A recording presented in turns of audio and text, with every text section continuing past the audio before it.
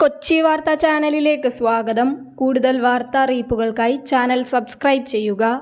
ലോക്സഭാ തിരഞ്ഞെടുപ്പിൽ തോൽവി ഉറപ്പിച്ച തൃശൂരിലെ UDF സ്ഥാനാർത്ഥി കെ മുരളീധരൻ ശക്തമായ ത്രികോണ മത്സരത്തിൽ BJP പിടിക്കുന്ന വോട്ടുകൾ തന്റെ പരാജയത്തിന് കാരണമാകുമെന്നാണ് മുരളീധരന്റെ വിലയിരുത്തൽ.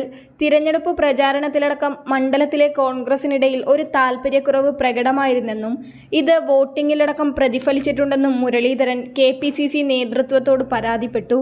വടകരയിൽ നിന്ന് തൃശൂരിലേക്ക് മാറ്റി തന്നെ ബലിയാടാക്കുകയായിരുന്നോ എന്ന സംശയം മുരളിക്കുണ്ട്.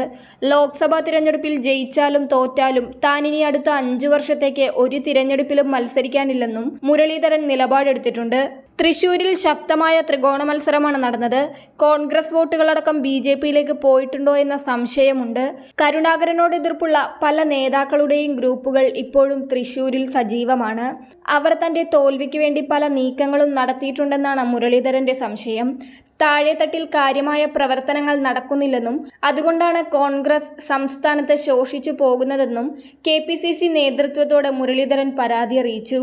താൻ തോറ്റാൽ അതിന്റെ പൂർണ്ണ ഉത്തരവാദിത്വം തൃശൂരിലെ കോൺഗ്രസ് കമ്മിറ്റിക്കാണെന്നും മുരളീധരൻ ആരോപിച്ചു. അതേസമയം സുരേഷ് ഗോപിക്ക് വേണ്ടി തൃശൂരിൽ മോദിയുടെ 2 വരവും തൃശൂരിലെ ജനങ്ങളെ കാര്യമായി സ്വാധീനിച്ചിട്ടുണ്ട്.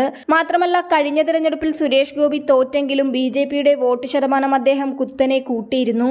തന്നെയുമല്ല, ജനങ്ങളുടെ പിന്തുണയും സുരേഷ് ഗോപിക്ക് ലഭിക്കുന്നുണ്ടായിരുന്നു. അതിനാൽ തന്നെ BJP ഇത്തവണ കൂടുതൽ വോട്ട് പിടിച്ചിട്ടുണ്ടെന്നാണ് പാർട്ടിയുടെ വിലയിരുത്തൽ. തൃശൂർ തിരിച്ചുപിടിക്കാൻ LDF ഇറക്കിയ VS സുനിൽകുമാറും ജനപ്രിയനാണ്. തൃശൂർക്കാരൻ എന്ന പരിഗണനയും സുനിൽകുമാറിന് ലഭിച്ചിരുന്നു.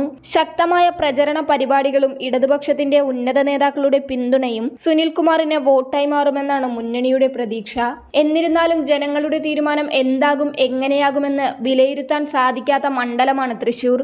ത്രികോണ പോരാട്ടത്തിനൊടുവിൽ ആര് ജയിക്കുമെന്നറിയാനുള്ള ആകാംക്ഷയിലാണ് ജനങ്ങളും.